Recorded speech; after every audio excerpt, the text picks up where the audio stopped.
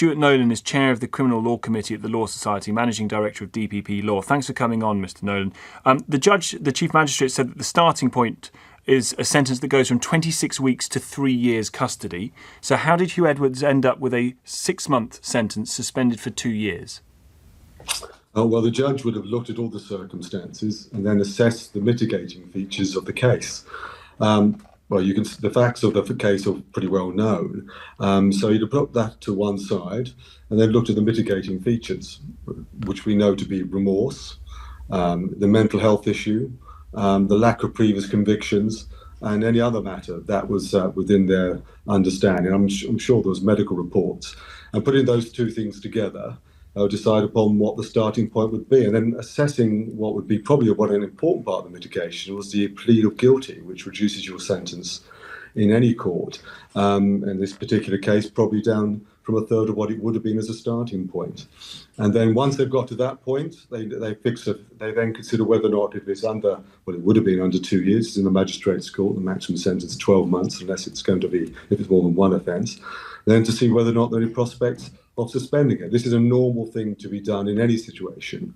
And they have found that there are ways of rehabilitation, various other factors. And they said, well, we can suspend the sentence of imprisonment. That's how it would have been done, looking at all the circumstances. I doubt it was an easy decision. These are very serious matters. But they would have looked at all the factors and come to the conclusion that a sentence of imprisonment, and it is a sentence of imprisonment, plus all those other matters, would mean that he didn't go immediately to jail. It's a sentence of imprisonment if he commits another crime in the next 2 years, isn't it? Yeah, I mean, to the law, it's a sentence of imprisonment. But yes, if he commits He's an not offence, in prison. No, he's not. He doesn't, not an immediate custodial sentence. Yeah. But to all intents and purposes, it's on his record as a custodial sentence. But if he was to commit an offence during what they call the operative period, yes, he would go to jail in all probability, I'd say, unless there was exceptional circumstances. That would be the normal course of events. That this was even at a magistrate's court is interesting. Might come to that in just a moment. But as part of the mitigation, as you say, the magistrate noted that Huw Edwards has no previous convictions, had voluntarily stopped receiving the images, had shown remorse and had a mental disorder. He described him as being potentially vulnerable in prison, which may or may not be true. But look at the vulnerability of the children he watched perform horrific acts.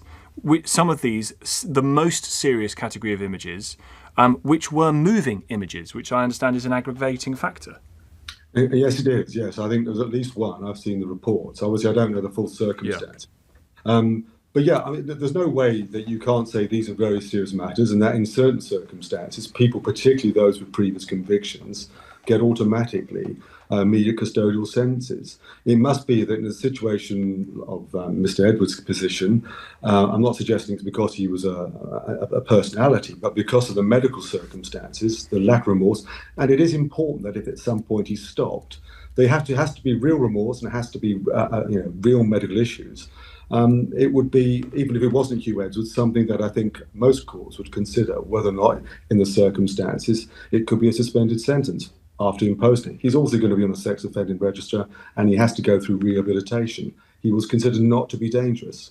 That's another factor. So I'm assuming in the 2 hours situation that you would have been in court, a lot of information was put before the judge, and an appropriate decision was made after careful thought. But I understand this is a very serious matter. It's nobody. There's no way of not looking at it that way. But I don't think it's an unusual sentence in the circumstances. Grateful for your time. Thanks for coming on. Stuart Nolan, chair of the Criminal Law Committee at the Law Society, managing director of DPP Law. I'll come back to that point about Huw Edwards. The suggestion being that he would be vulnerable in prison. Why is that man's vulnerability in prison seemingly put ahead of the vulnerability of the children he viewed being sexually abused, or indeed the vulnerability of any children that his criminality, the criminality he may commit in the future, might make vulnerable? Why is their vulnerability apparently secondary in this? Marilyn Hawes is founder and chief executive of the charity Freedom from Abuse. Thank you for coming on the programme, Marilyn. Your view of the arguments that saw Huw Edwards walk out of court today?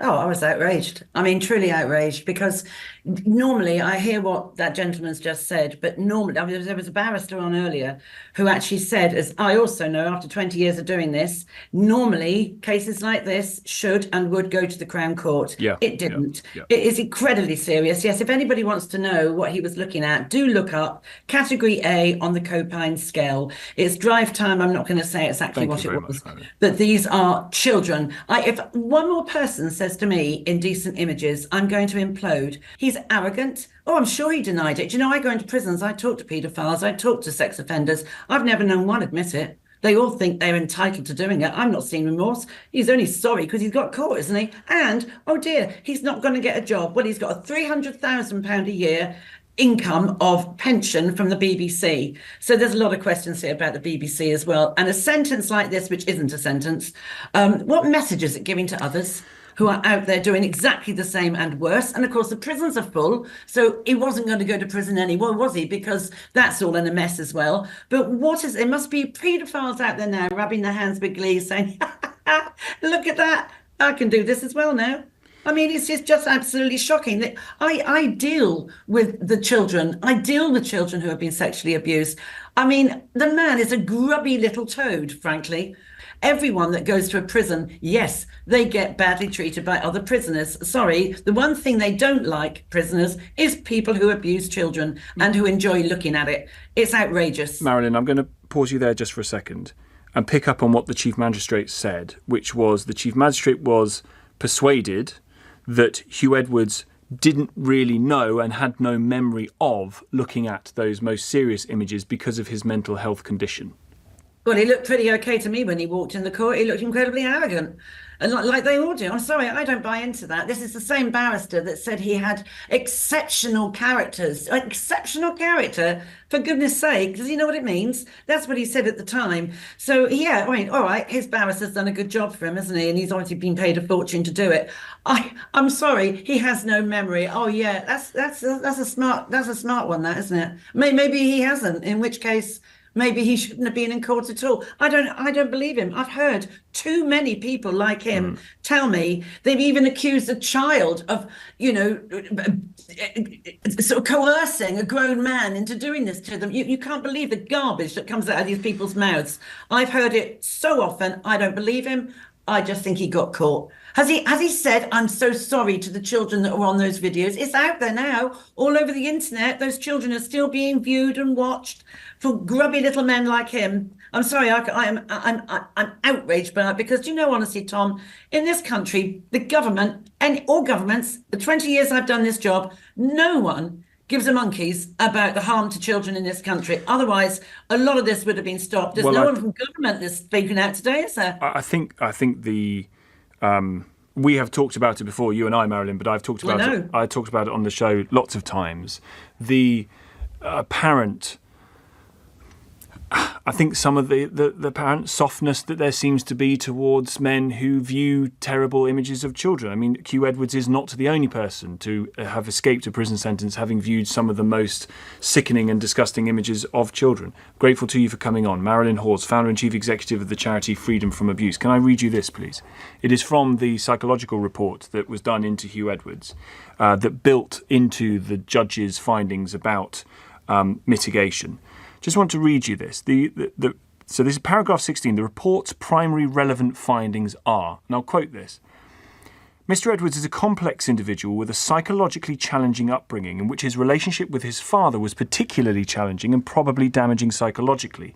The restrictive, puritanical but often hypocritical background of growing up in the particular cultural milieu of South Wales, with a father who was highly regarded and lauded outside the family, but was perceived as behaving monstrously within the family, created both an enduring cognitive dissonance and low self-esteem, compounded by a sense of being inferior by not getting into Oxford and going to Cardiff instead, and being therefore something of an outsider at the BBC. I consider that all of this, including and as well as the persistent depressive disorder with intermittent bouts of clinical depression, though none as severe as the current one, significantly and adversely affected Mr. Edwards' decision making in relation to looking after himself and, crucially in this context, his interaction with co-workers and strangers via social media. His reported conduct reflects this. So he didn't get into Oxford. So he's considered an outsider. And that compounds his sense of self-esteem. Being one of the highest paid, most highly regarded and influential voices on the BBC for decades.